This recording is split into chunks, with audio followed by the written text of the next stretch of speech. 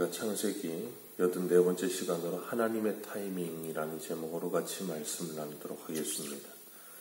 우리가 세상을 살면서 수많은 현실을 마주하게 됩니다. 지난 3년 동안 코로나 팬데믹으로 전 세계가 거의 경제 공황 상태를 통과했습니다. 전 세계적인 전염병이라고 하면서 그것 때문에 사람들이 참 괴로워하고 힘들어했죠. 그리고 그 코로나를 바라보면서 사람들마다 각기 해석이 달랐습니다. 우리는 어떤 문제나 상황이 발생할 때 그것을 어떻게 생각하고 바라보느냐, 그리고 어떻게 생각하고 어떻게 해석하느냐가 참 중요한 것 같아요. 똑같은 일이 벌어졌는데도 A라고 하는 사람은 이렇게 받아들이고 B라고 하는 사람은 또 다르게 받아들이고, 자기들이 바라보는 시선과 그리고 자기들이 그것을 바라보고 해석하는 해석의 방법이 다르기 때문에 전혀 똑같은 문제를 가지고도 전혀 다르게 말을 할 수가 있다는 거예요. 그렇기 때문에 우리가 예수 그리스도를 믿고 하나님의 자녀가 된 그리스도인으로서 우리에게 찾아오는 모든 문제들, 그리고 인생, 이 세상을 바라볼 때 하나님께서 성경을 통해서 우리에게 주시는 올바른 성경관을 가지고 세상을 바라봐야지 세상이 하나님의 관점에서 풀려지기 시작하는 겁니다. 그리고 그렇게 우리의 인생이 해석되어지기 시작하는 거예요. 그래서 우리가 말씀을 통해서 내 인생을 보고 내게 일어나고 있는 모든 일들을 해석해야 우리가 인간적인 생각에서 그 모든 것들을 받아들이는 것에서 돌이키게 되고 변화되는 모습을 보일 수가 있는 거예요. 오늘 요셉은 술 맡은 관원장과 떡 굽는 관원장의 꿈을 해석해주고 그 다음에 2년이 지났습니다. 그래서 1절에 만 2년 후에 그런 표현을 쓰고 있거든요. 술 맡은 관원장에게 자신을 잊지 말고 생각해달라고 이 요셉은 신신당부를 했습니다. 그런데 그는 복직한 후에 요셉을 잊었어요. 그리고 이때 2년은 요셉에게 참 힘든 시간이었을 겁니다. 분명히 자신이 도와주었고 그리고 자신을 잊지 말아달라고 열심히 이야기를 했을 텐데 이 술 맡은 관원장이 자기를 까마득하게 잊고 2년이라는 시간을 보내는 동안 요셉이 얼마나 기다렸겠어요. 하루하루 언제 날 도와주려나, 분명히 날 잊진 않았을 텐데 내가 이렇게까지 해줬는데 나를 잊을까 하면서 그렇게 하루하루를 보내다가 한 달, 두 달, 1년이 지나가면 아마 포기 상태가 됐을지도 몰라요. 그렇게 2년이라는 시간이 흐르는데 하나님께서 그 2년이라는 시간이 흘러서 이 요셉을 감옥에서 건져내십니다. 여기서 우리가 잊지 말아야 할 것은 인생은 우리의 마음과 계획대로 되지 않는다는 거예요. 우리가 그렇게 열심히 도와줬던 사람도 우리를 잃어버릴 수도 있다는 거예요. 그리고 우리의 계획과 생각과 우리의 바람대로, 우리의 소원대로 인생이 내 마음 같지 않고 다른 사람이 내 마음 같지가 않아서 우리의 계획대로만 인생이 이루어지지 않죠. 인생을 살다 보면 수많은 변수들이 튀어나온다는 걸 우리는 잘 압니다. 그래서 그 변수에 의해서 우리의 인생이 여러 가지 모양으로 변하기도 하고 참 힘든 일이 일어나기도 하고 그러죠. 그래서 나는 아무 문제가 없는데 어느 날 갑자기 내게 찾아온 어떤 사람 때문에, 어떤 문제 때문에 내 인생이 확 바뀌기도 해요. 하나님은 2년이라는 시간 동안을 요셉에게 기다리게 하시면서 그가 사람을 의지하지 않고 하나님만을 의지하도록 훈련하시는 과정이었던 거예요. 우리 한 군데만 읽어봅니다. 신약성경 고린도후서 1장 8절을 한번 보겠습니다. 고린도후서 1장 8절.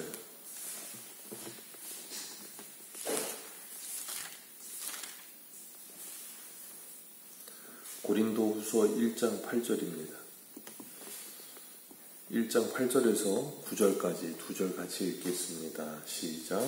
형제들아, 우리가 아시아에서 당한 환난을 너희가 모르기를 원하지 아니하노니 힘에 겹도록 심한 고난을 당하여 살 소망까지 끊어지고 우리는 우리 자신이 사형 선고를 받은 줄 알았으니 이는 우리로 자기를 의지하지 말고 오직 죽은 자를 다시 살리시는 하나님만 의지하게 하려 하시니라.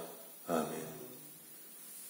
사도 바울은 자신이 당한 환난 이것을 모르기를 원하지 않는다 하면서 힘에 겹도록 심한 고난을 당하고 살 소망이 끊어지고 사형 선고를 받은 것만큼 너무나도 괴로웠다. 그래서 어떤 것도 의지할 수 없는 상황이 됐다 그 말이에요. 그리고 그런 상황이 찾아오게 하신 것은 하나님께서 자기를 의지하지 말고 자기 자신을 의지하지 말고 오직 죽은 자를 다시 살리시는 하나님만을 의지하게 하시려고 그런 상황을 주셨다는 거예요. 하나님께서는 요셉도 이 바울과 같이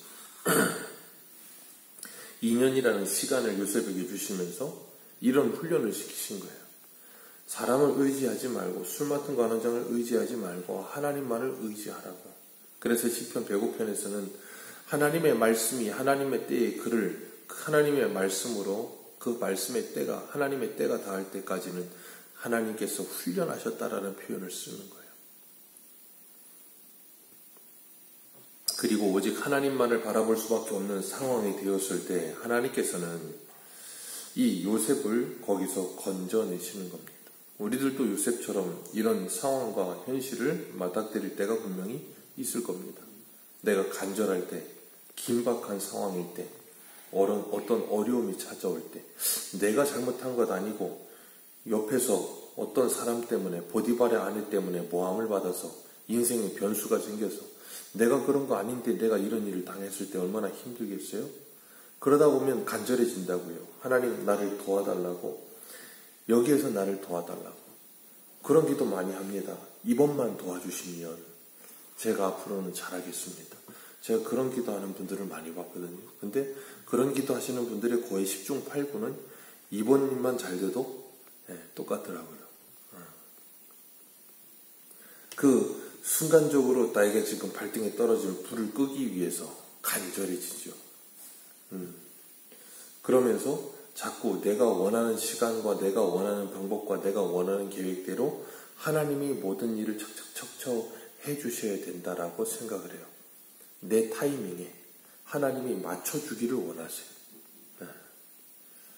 그런데 하나님은 나의 타이밍에 나의 시간에 모든 걸 맞춰주시질 않아요. 요한복음 11장을 보면 마르다와 마리아 이야기가 나옵니다. 그들의 오라비 나사로가 죽게 되었을 때 초청을 하죠. 어서 좀 와달라고. 근데 예수님께서 가지 않으시고 이틀을 더 머무십니다.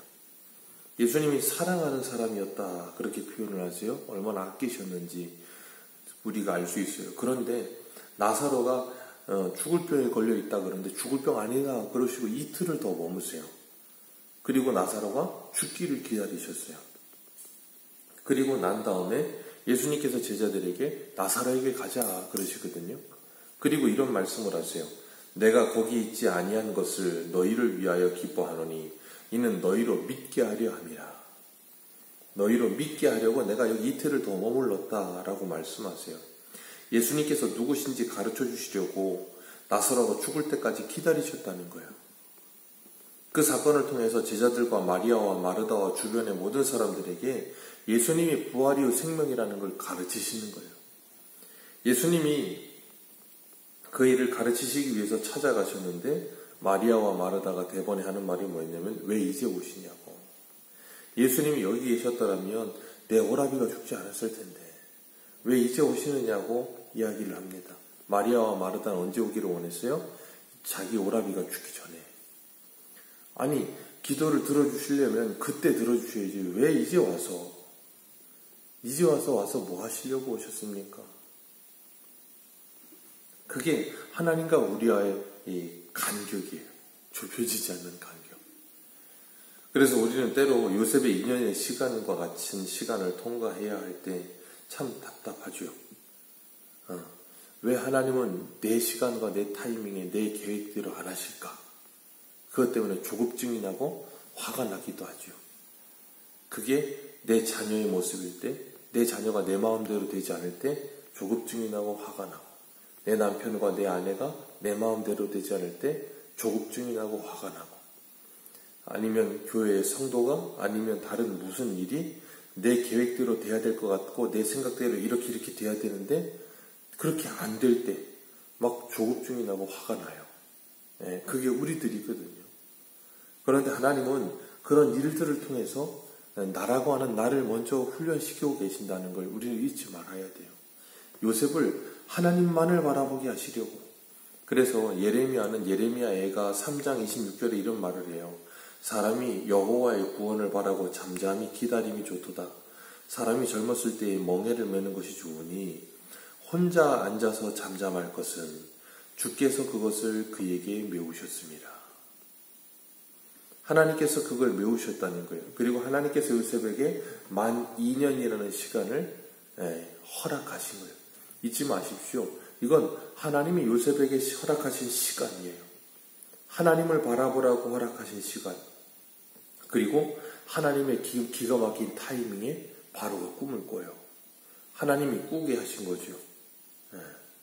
그리고 그 꿈이 무슨 꿈이었는가 하면 나일강에서 아름답고 살찐 7 암수가 올라오는데 올라와서 이 갈밭에서 갈대를 뜯고 있었던 것 같아요. 근데 그 후에 흉하고 파리한 7 암수가 올라와서 그 살찐 7 암수를 잡아먹어 버린 거예요. 그 꿈이 얼마나 흉측했던지 바로가 잠을 자다가 깰 정도였던 것 같아요. 잠을 자다가 깼는데 아직도 한밤중이라 바로가 약간 뒤척이다가 다시 또 잠이 든 것 같아요. 근데 또 한 번 꿈을 겹쳐서 깼는데 또 한 번 꿈을 꾸는 건 뭐였냐면 이 한 줄기 무성하고 충실한 7 위삭이 있는 게 나오고 그 다음에 가늘고 동풍에 메말라버린 7 위삭이 나와서 그 풍성하고 충실한 7 위삭을 삼켜버리는 거예요. 그러니까 또 바로가 그것 때문에 또 꿈이 깬 것 같아요. 그리고 나서 아침에 어때요? 8절 같이 읽습니다. 시작. 아침에 그 아우리 공민하여 사람을 보내어 애굽의 조물가와 선원들을 모두 불러 그들에게 그의 꿈을 말하였으나 그것을 바로에게 해석하는 자가 없었더라. 아멘. 당시에 애굽은 지중해 연안의 모든 나라들 중에 가장 큰 나라였습니다. 제국이었어요. 어마어마했죠. 세계에서 손꼽히는 제국이었습니다. 그 나라의 왕이에요. 그래서 애굽의 왕을 통칭적으로 바로, 파라오, 파라가 태양이라는 뜻이거든요. 애굽에선 태양신이 최고예요. 그래서 9번째 재앙이 흑암재앙이잖아요. 그 파라오의 아들이라, 신의 아들이라 그렇게 칭송을 했어요. 바로를. 신의 아들이라고 하는 사람이 꿈 한 번 꾼 것 때문에 번민하고 걱정하고 근심을 합니다. 그게 사람이에요. 좀 뭔가 좀 우쭐댈 때는 세상에서 제일 높은 것 같고 세상에서 제일 강한 것 같은데 꿈 한 번 꾸면 그것 때문에 근심하고 걱정하고 쓰러져요. 그렇게 약한 게 사람이에요. 바로만 그렇습니까? 다니엘서 보면 느부갓네살 왕도 그렇죠. 자기가 밤에 꾼 꿈 때문에 해석이 안 되니까는 답답해가지고 그 꿈도 해석이 생각이 안 나고 얼마나 답답하면 해석 못하면 다 죽이겠다 그러겠어요. 그렇게 근심하고 걱정을 합니다. 눈에 보이지 않는 코로나 바이러스가 하나를 이기지 못해서 온 세계가 두려워합니다. 그러면서도 그거 조금 지나고 나면 또 언제 그랬냐는 듯이 또 잘난 척을 하겠죠. 그게 연약한 사람의 모습이에요. 그리고 그 애굽 전역에 누구도 바로의 꿈을 듣고 해석하는 사람이 없었대요. 다니엘 때도 그랬죠. 저 바벨론의 제국에 그 다니엘의 꿈 하나를 말하고 해석할 사람이 없는 거예요. 근데 그때 술 맡은 관원장이 2년 전에 자기가 보디발의 집에 있을 때 꿨던 꿈을 해석하는 그 청년을 기억합니다. 그러면서 하는 말이 뭐냐면 오늘 내 죄를 기억하나이다. 그리고 바로에게 요셉의 이야기를 해요. 기가 막힌 타이밍이죠.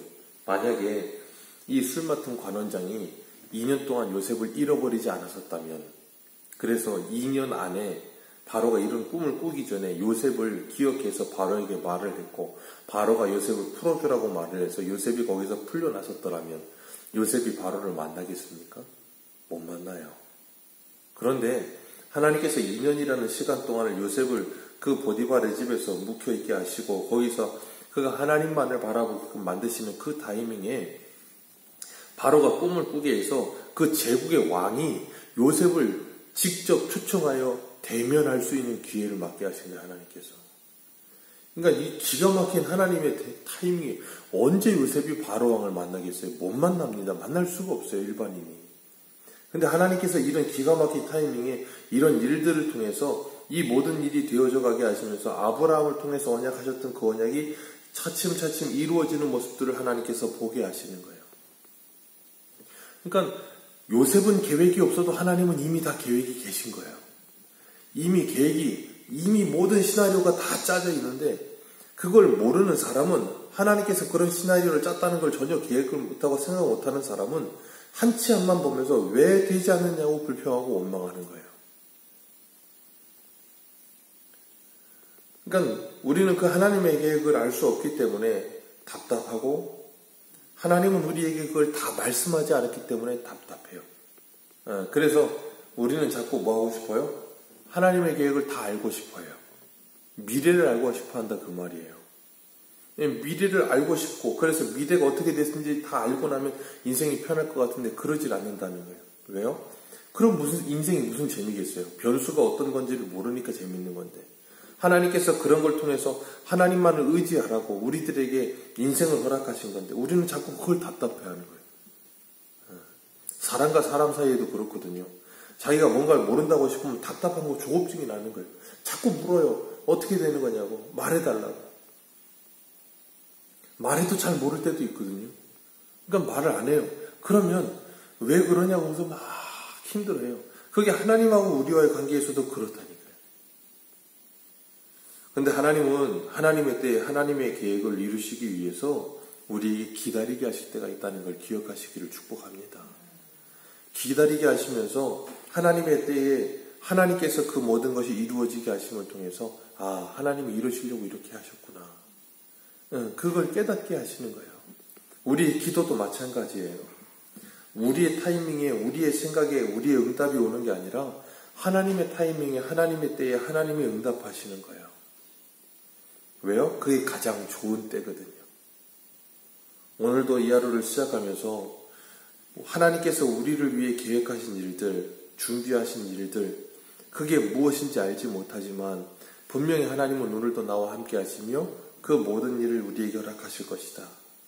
그걸 믿고 그 하나님을 의지하며 나아가는 거예요. 그리고 우리에게도 요셉처럼 만 2년이라는 시간, 이게 물리적인 시간이 아니고 어떤 사람에게 20년이 될 수도 있고 어떤 사람에게는 2달이 될 수도 있고 어떤 사람에게는 3년이 될 수도 있겠죠. 그런데 그 시간을 통과하게 하실 때 답답하지만 때로는 왜 이럴까 싶어서 너무나도 답답하지만 하나님께서는 우리들에게 반드시 그 시간이 필요하기 때문에 허락하셨다는 걸 기억하시고 그 시간을 통과하면서 하나님께서 하나님의 타이밍에 하나님의 일을 이루시기를 기대하며 실수하지 않으시는 그 하나님을, 그 신실하신 하나님을 의지하며 살아가는 복된 하루 되시기를 주님의 이름으로 축복합니다. 기도하겠습니다.